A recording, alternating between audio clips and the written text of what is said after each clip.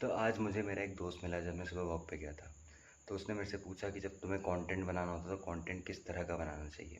तो मैंने सबसे पहले बोला यार कि तुम्हें ये समझना ज़रूरी है कि तुम पहले कंटेंट अगर बना रहे हो तो तुम कंटेंट किस चीज़ के लिए बना रहे हो। ठीक है, देख, मेनली कुछ रीज़न हो सकते हैं उस चीज़ के। पहला, तुम वहाँ पे इसलिए कर बना रहे हो कि तुम एक मिनी सेलिब्रिटी का स्टेटस चाहते हो कि हाँ भैया वो फेम मिल जाए मेरे को, तो तुम उसके लिए कर रहे हो। दूसरा, you want to create a brand, तुम एक ऐसी चीज़ बनाना चाहते हो, एक ऐसे प्रोडक्ट लेके आना चाहते हो जिससे लोग अपने आप को एसोसिएट कराना चाहें। और तीसरा, ये just doing for the reasons of business. तो ये तो मेन बात थी। तुम्हें पहले वेरी क्लियर होना चाहिए कि भाई तुम किस लिए ये कंटेंट का क्रिएशन को किस लिए पुट आउट कर रहे हो। क्योंकि हमें ये समझना ज़रूरी है, ये सोशल मीडिया है। मीडिया मतलब यहाँ मेरी अंडरस्टैंडिंग में समझ पाया कि यहाँ पे ऐड चल रहे हैं, मार्केटिंग हो रही है। अगर तुम्हारे पास प्रोडक्ट नहीं है, basic level of sales marketing ये सब नहीं आता है तुमको, ना प्रोडक्ट है, ना सेल्स है, ना मार्केटिंग है, कुछ ना करते, और तुम पूरा टाइम एनर्जी एफर्ट इस चीज़ में झोंक दे रहे हो कि भाई मैं बस कंटेंट बनाऊँ। और मान लो अगर हम फिटनेस एग्जाम्पल लेते हैं, मुझे नहीं पता मैं क्या सर्विस ऑफर करने वाला हूँ, मुझे नहीं पता मैं क्या प्रोडक्ट देने वाला हूँ, मैं बस कंटेंट बना रहा हूँ और मैं उसको भेज रहा हूँ बाहर, इस होप में कि कोई बंदा इसको देख लेगा, उसके बाद मेरी फॉलोइंग बढ़ जाएगी। और कई लोगों की फॉलोइंग भी हो जाती है, ठीक है। वो होने के बाद भी अब उन्हें सोचा जब मेरी फॉलोइंग चाहिए तो मैं क्या करूँगा, मैं इनको एक प्रोडक्ट दूंगा, कि एक पिच करूँगा कि भाई आप ये ले लीजिए मेरे से, कि ब्रांड मेरे को अप्रोच करेगी, मैं इनको दूंगा। 7 आउट ऑफ 10 टाइम्स भाई ऐसा होने वाला है, उससे ज़्यादा ही मान लो। जब भी तुम उनको कोई प्रोडक्ट दोगे, मतलब कि ये ले लो मेरे से, तो वो हिट और मिस वाला सीन मिस हो जाएगा। रीज़न बीइंग, तुम्हें पता ही नहीं था उनके बारे में उतने अच्छे से। तो जब तुम्हें उनकी नीड्स नहीं पता, तुम वहाँ पे इतनी सारी जो मेहनत करी वो सब बेकार चली जाएगी। तो खैर ये तो ये पार्ट था। तो इससे अच्छा ये है कि स्टार्ट करो विद रियल पीपल। जी, मेरे लिए भी मतलब ये बहुत ही ज़्यादा बहुत ऐसे मतलब आँखें खोल देने वाली चीज़ थी ये। क्योंकि एक बंदे ने मेरे को बताया कि उसने कहा कि यार stop focusing on creating content. मैंने कहा क्या भाई, इट वाज लाइक सब लोग कह रहे हैं कि इसको बनाना चाहिए और सब कह रहे थे। फिर तो और तुम कह रहे हो कि मैं ये ना करूँगा। तब मैंने कहा कि जैसे होता है कि जब भी कोई चैलेंजिंग इन्फॉर्मेशन आती है हमारे लिए, तो हम सबसे पहले काम करते हैं अपने फ्रेम से उसे ब्लॉक ऑफ करते हैं, हटाओ यार बेकार की बात है। पर मैंने फिर भी इस चीज़ को अपने उसमें रखा दिमाग में कि हाँ यार कोई बोल रहा है और वो बंदे में अथॉरिटी है कुछ लेवल की। तो मैंने कहा अगर ये बोल रहा है तो जाके हमें देखना चाहिए ऐसा क्यों कह रहा है ये बंदा। तो उसकी जो वो बात थी जो उसने मेरे को कहा था, तो मैंने उसको 2-3 बार घुमा के रिपीट पे देखा, तब जाके मेरे दिमाग में बैठी बात है वो बोलना क्या चाह रहा है वो बंदा। अब वो काफ़ी सेंस बिठा रही है। मैं किसी और बंदे से भी जो कहता है ना कि I want to create content, I want to be YouTuber if you will, या फिर जो भी नौटंकी करना चाह रहा है वो, तब मैं उसको बोलता हूँ कि हाँ सेंस बिठा रही है ये बात है। तो ये बात थी। तो अगर हम फिटनेस का सिंपल एग्जांपल लेते हैं, तो मैं क्या चाहता हूँ कि जो मेरे साथ के लोग हैं, मतलब मैंने ये देखा है हर साल एटलीस्ट 10 बंदे तो हैं यार जो चाहते हैं कि भाई तुम मुझे बताओ क्या करना चाहिए as far as training is concerned. और मैं खुद को देखो, मैं उतना तगड़ा भी नहीं हूँ। पर क्रिस हेरिया ने ये बात कही है कि तुम हमेशा इनफ होगे किसी ना किसी एक बंदे के लिए, राइट। जैसे क्रिस हेरिया ने भी अपना स्टार्ट किया था होजे मार्टी पार्क से, तो उसने कहा यार उसके साथ में एक बंदा था, एलेक्स नाम था उसका। तो हुआ क्या, क्रिस हेरिया जिम में जब ट्रेन करता था तो उसने कहा कि अब मैं वहाँ पार्क में ट्रेन करूँगा। तो क्लाइंट्स को बोला कि तुम वहाँ पे आके मेरे साथ में ट्रेन कर सकते हो। तो उनमें से एक ही ने शो अप किया, उसका नाम था एलेक्स। तो क्रिस हेरिया के पास में जो स्किल सेट थे, 360 मसल अप कर सकता था, जो वो मसल अप जो भी खतरनाक स्किल सेट हैं उस समय उसके पास में नहीं थे। ना वो स्किल सेट थे, ना वो उतना तगड़ा दिखता था उस समय में। पर उसने कहा कि उस समय पे भी I was enough to inspire a person, जो था एलेक्स। तो एलेक्स को ट्रेन किया, जब उसने उसको ट्रेन किया तो वो समझ पाया कि कैसे करके मैं अपनी जो जो नॉलेज है, जो एक्सपीरियंस है, उसको कैसे करके टेलर कर पाऊँ एक एवरेज बंदे के लिए। और ये करते समय उसकी जो टीचिंग स्किल्स थी वो रिफ़ाइन हुई, उसका जो एक्चुअल प्रोडक्ट है वो रिफ़ाइन हुआ।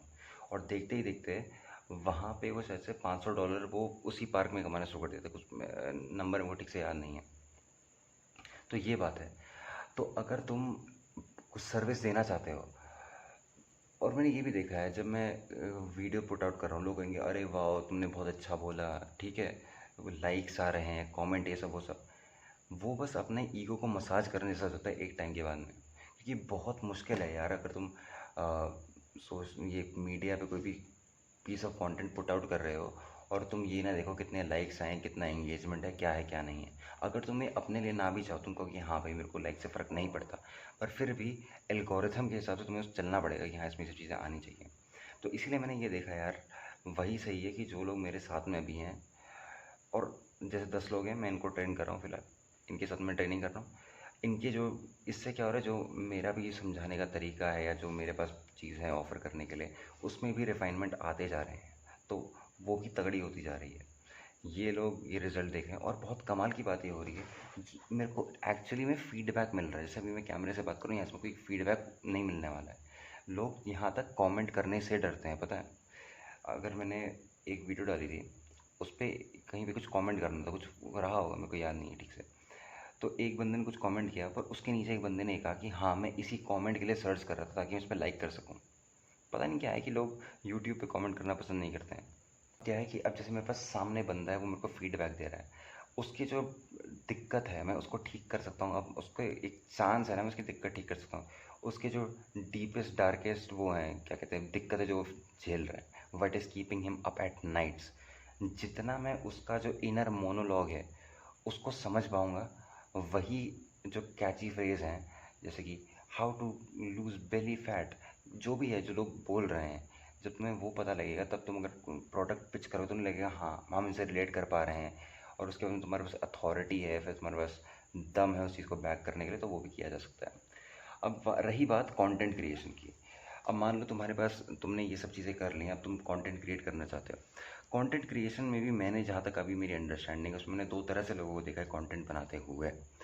एक है, तुम इस चीज़ में आ रहे हो लाइक एन एब्सोल्यूट अथॉरिटी, जैसे मैं भी बोल सकता हूँ, ये ना मैं जो बिज़नेस की बात कर रहा हूँ ना, मैं एब्सोल्यूट अथॉरिटी हूँ, मेरे पास भी 7 फिगर बिजनेस है, मैं सबसे बड़ा यो आदमी, और मेरी बात सुनो सूट वूट पहन के। क्योंकि जब भी कोई बंदा नया होता है, वो करता क्या है, they look up to authority figures. Fitness में अथॉरिटी फिगर कौन है, उसकी बात सुनी जाए, ठीक है। अब ये सबकॉन्शियसली भी हम कई सारे नौटंकी करते हैं, इन द सेंस कि अगर कोई बोल रहा है इस तरह से कि वो अथॉरिटी, तो हम उसकी भी बात मानने लग जाते हैं। ये है बस, ऐसी ऐसी चीज़ें हैं, अगर हम हैं बस ह्यूमन नेचर में हैं कुछ चीज़ें ऐसी। तो ये बात हुई अथॉरिटी की, तुम एब्सोल्यूट अथॉरिटी की तरह हो। पर मुझे पता है यार कि मैं I am still a work in progress, मैं अपने आप पे अभी काम कर रहा हूँ, मैं एकदम अथॉरिटी की तरह अभी तुम पे नहीं आ सकता हूँ, ठीक है। तो इससे क्या होगा कि मैं कोई फ्रंट पुट अप नहीं करना चाहता हूँ, ठीक है, कि I am the mister not all, मैं हर किसी की मदद कर सकता हूँ when it comes to fitness, नहीं जी। एक तो वो तुम अथॉरिटी की तरह हो, ये भी एक तरीका है when you are creating content, ये हुआ। दूसरा क्या है, आप एक स्टूडेंट की तरह हो, जैसे कि मैं अभी करना चाहता हूँ। स्टूडेंट की तरह क्या है कि हाँ मैं भी इंसान हूँ, I even I am fricking vulnerable.